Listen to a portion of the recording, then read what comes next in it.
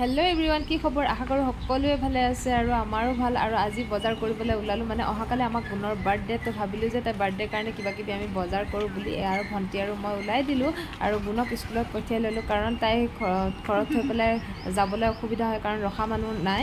আৰু তাৰপিছত ফাৰ্ষ্ট আমি আহি পেলাই সোমালোঁ ফেশ্বন চিটিত। তাতে আমি কাপোৰ বিচাৰিলোঁ, ইমান ভাল কাপোৰ গুণৰ নাপাই পেলাই আমি আকৌ ৰাগাত সোমালোঁ। ৰাগাতো তেনেকুৱা নাপাই আমি শেষত সোমালোঁ ষ্টাইল বজাৰত আমি গুণৰ কাৰণে বেলেগ ভাল ফেঞ্চি ফ্ৰক নাপাই পেলাই শেষত আমি স্কাৰ্ট আৰু টপ এটাই ল'লোঁ। মই আপোনালোকক শেষত দেখুৱাম, আপোনালোকে কেনেকুৱা লাগে জনাব। আৰু এয়া দেখিছেনে, মোৰ মোবাইলটোৰ অৱস্থাই নাই, একেবাৰে ৰবৰ এডাল বান্ধি লৈছোঁ, মানে মোৰ মোবাইলটোৰ ডিছপ্লেখন ওলাই আহে, সেইটো কাৰণে। বেলেগ একো বেয়া হোৱা নাই, খালি ডিছপ্লেখন ওলাই আহে, তথাপিও মই সেনেকৈ চলাই ষ্টাইল বজাৰৰ পৰা আহি পেলাই মই বাহিৰে গুণক মই স্কুলৰ পৰা লৈ আনি পেলাই আজি সন্ধিয়া মই আৰু এটা নিয়ম কৰিবলৈ লৈছোঁ। মানে আজি বহুত দিনতে মই কৈ থৈ দিছিলোঁ যে গুণৰ কাৰণে মই কিবা এটা নিয়ম কৰিম বুলি পেলাই। আৰু এয়া সৰু ল'ৰাবিলাকক মই অলপ ভৰি হাত ধুৱাই দিলোঁ।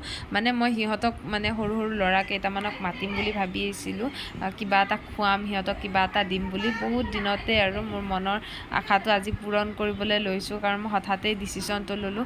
কাৰণ কৰিম বুলি আমি কৰিব পৰা নাছিলোঁ, সময়ো মিলাব পৰা নাছিলোঁ। আৰু আজিকালি ল'ৰা ছোৱালীবিলাকে সকলো ব্যস্ত, মানে স্কুলৰ পৰা আহি চবৰে টিউশ্যনবিলাক থাকে, ছানডেও আৰ্টৰ ক্লাছ থাকে, তো সেইটো কাৰণে মিলাবও পৰা নাই।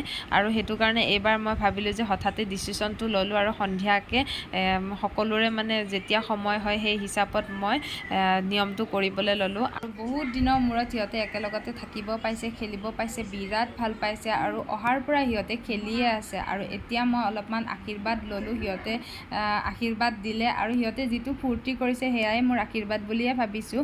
আৰু মই এয়া প্ৰসাদ অলপ, যিহেতু শৰাই দিছিলোঁ, সিহঁতক প্ৰসাদ খাবলৈ দিছোঁ। আৰু লগতে মই অলপ ক্ষীৰো বনাইছোঁ এতিয়া, তো সিহঁতক মই ক্ষীৰখিনি খাবলৈ দিওঁ। আৰু সিহঁতে ইমান ভাল পাইছে, সিহঁতে কৈ আছে আজি হেনো আমাৰ তাত ভাত খাই যাব। তথাপিও মই ভাতৰ যোগাৰ কৰা নাই, কাৰণে ভাত খুৱাবলৈ নহ'লে।